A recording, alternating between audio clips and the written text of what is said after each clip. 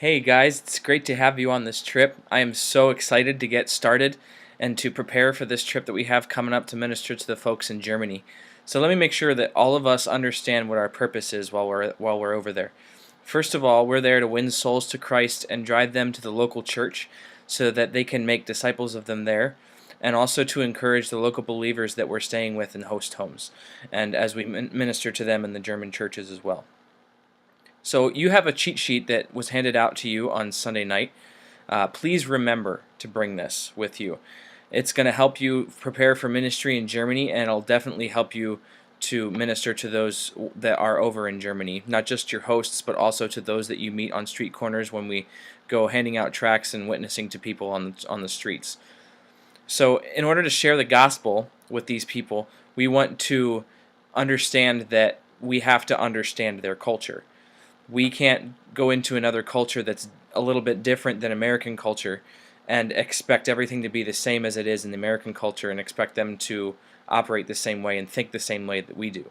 So although their culture is different in some ways, there are not as many differences as you might think. So first of all, let's talk about the similarities.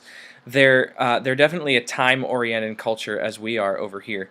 They are definitely more disciplined than Americans are, but both of our cultures are based on time. When we have appointments, we try to keep our appointments, and we are basically ruled by our watches, as is different from other cultures around the world.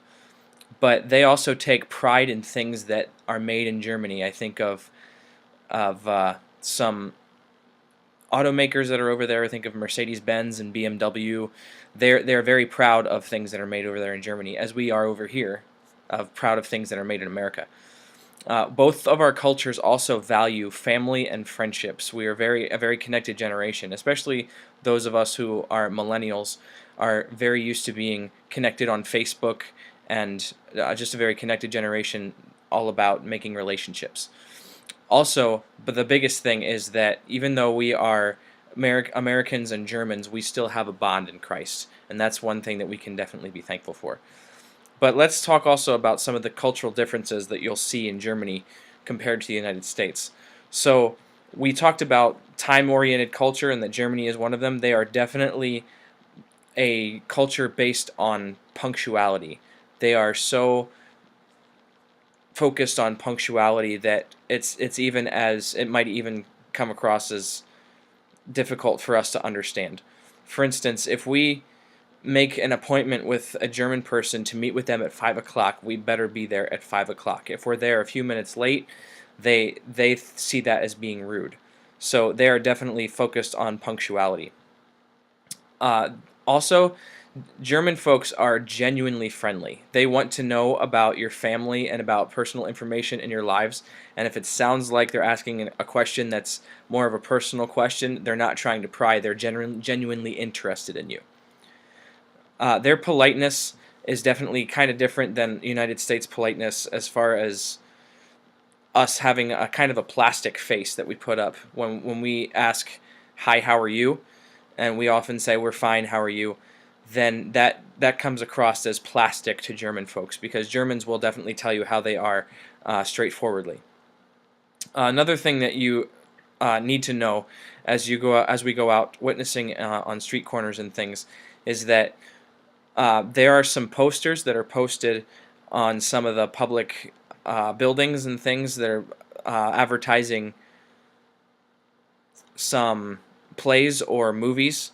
These plays and movies actually, if they have explicit pictures in them or explicit scenes in them, they will be posted on some of these posters. So that's obviously different from posters that you would see in public here in America, whether it's in a train station or a plane station, an airport.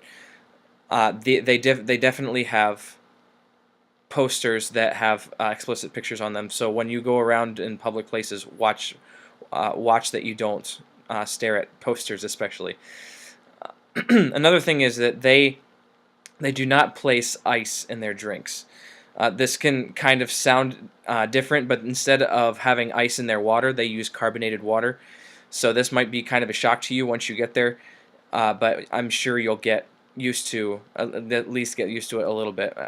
As definitely there's a difference In the United States, we like to use ice and a lot of it, and we like to drink regular water. But regular water there, non-carbonated water, is something that's kind of a rarity for them. Also, in Germany, they do have McDonald's every once in a while, and some fast food places in certain spots of Germany, but they're nowhere near as common as they are in the United States. So let's just to go over some things, highlight some things in your cheat sheet.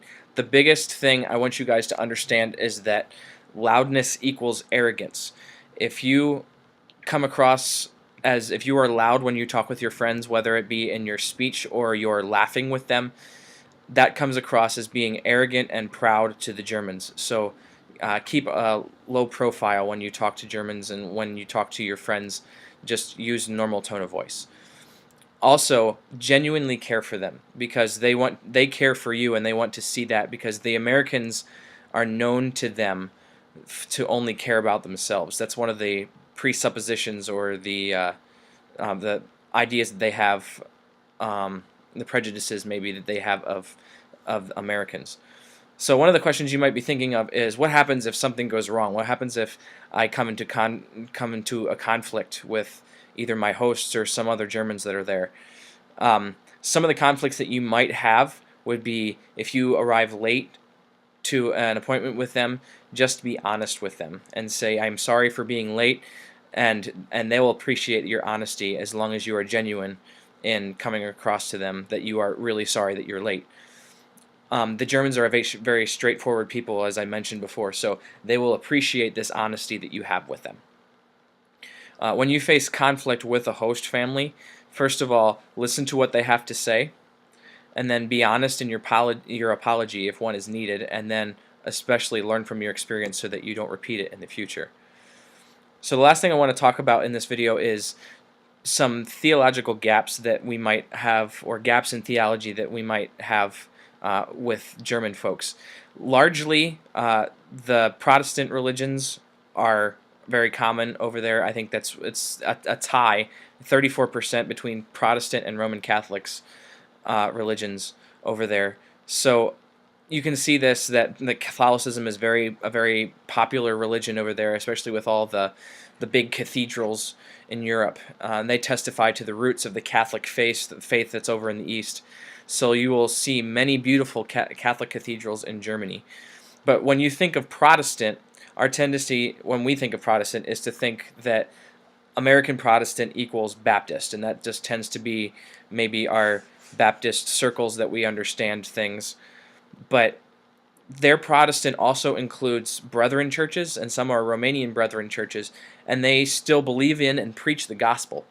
But they operate differently from typical Baptist churches, specifically that there's no pastor in Brethren churches. They have basically like a popcorn prayer and Bible reading and song service instead of a pastor leading it, as well as they have communion every Sunday. And when they do have communion, they use a loaf of bread that's passed around that everybody breaks off of, and they also have a community cup. And in the community cup is not just grape juice, it's wine. So one of the things to remember when you come in contact with these folks is that, or with other people that might have different convictions than you do, is to remember that your convictions are not, they may not be their convictions. If they hold to a minor conviction that they can drink wine, don't be judgmental about them, because that's also something else that the Americans are known for, is that they're known for being judgmental and having their own prejudices about anybody else but themselves. Americans are very infamous for being focused on themselves and not caring about others and what other people think and what their viewpoints are. So when you come in contact with Germans, remember that they may have convictions that you don't, and they might not have convictions that you do. So as we continue to prepare, and as we're out there ministering with Germans, remember that our goal is to spread the gospel and help the local churches to make disciples of Jesus Christ. And we can best do that with our testimonies, both in the host homes, in the churches that we minister in, and also wherever we go, as we hand out tracts on the streets or wherever we go. It's great to see you guys. I'm excited to start this trip, and I will see you soon.